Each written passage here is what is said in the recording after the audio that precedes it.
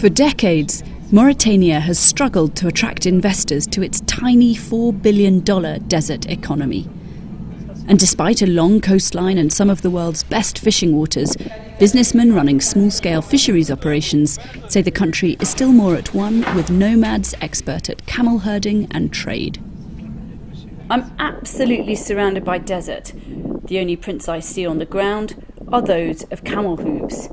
In Mauritania, more than 70%, maybe 80% of the entire land is desert.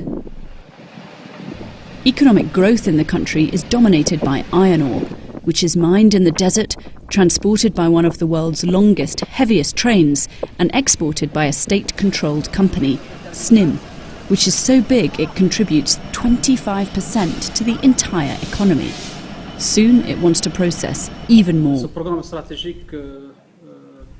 SNIM's chief executive says the country wants to invest up to $6 billion in the next 10 years to bring annual production up to 40 million tonnes a year, up from 13 million tonnes today, putting it among the world's top 5 exporters. 2 foreign investors have also arrived in the past decade to mine copper and gold. At Canadian miner First Quantum's remote site in Aziz, diggers plough through 60,000 tonnes of rock a day. This is what everything behind me is all about. I'm at the end of the train, and right here, this is it, copper and gold in the concentrate form.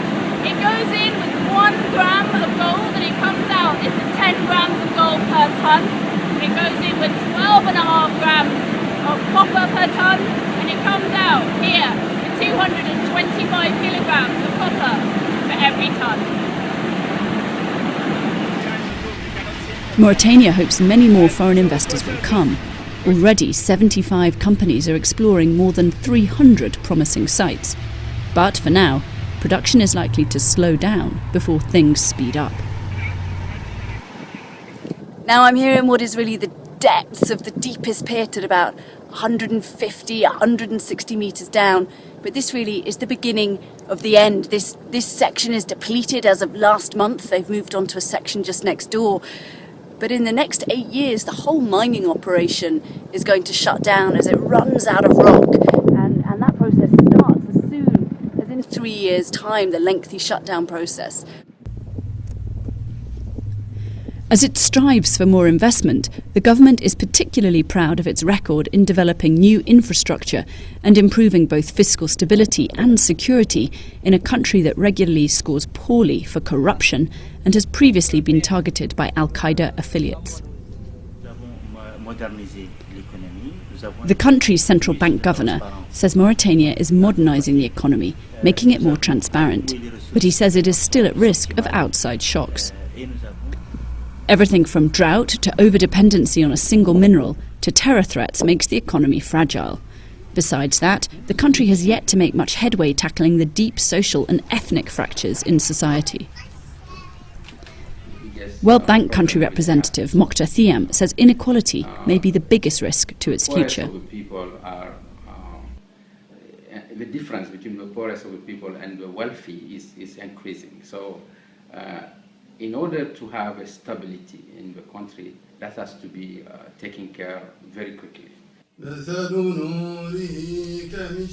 President Mohamed Ould Aziz seems all too aware of this. He has tried to champion the cause of the poor, combating corruption, and inviting youth to participate more in society in his effort to reform the political class in a deeply traditional society. For many, he goes nowhere near enough. Although Mauritania has passed laws banning a long tradition of slavery in the country, activists say it persists.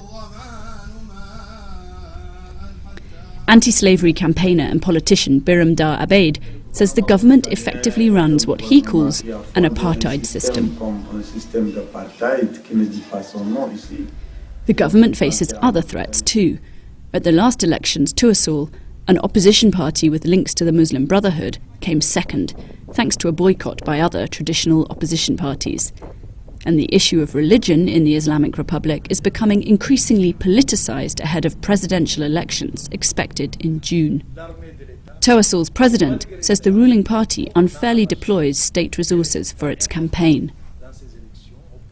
While the economy is run increasingly better, and with improving investment and security prospects, the government will need to rein in both social and security risks if it is to ensure growth does not come unstuck. Katrina Manson, Financial Times, Nouakchott.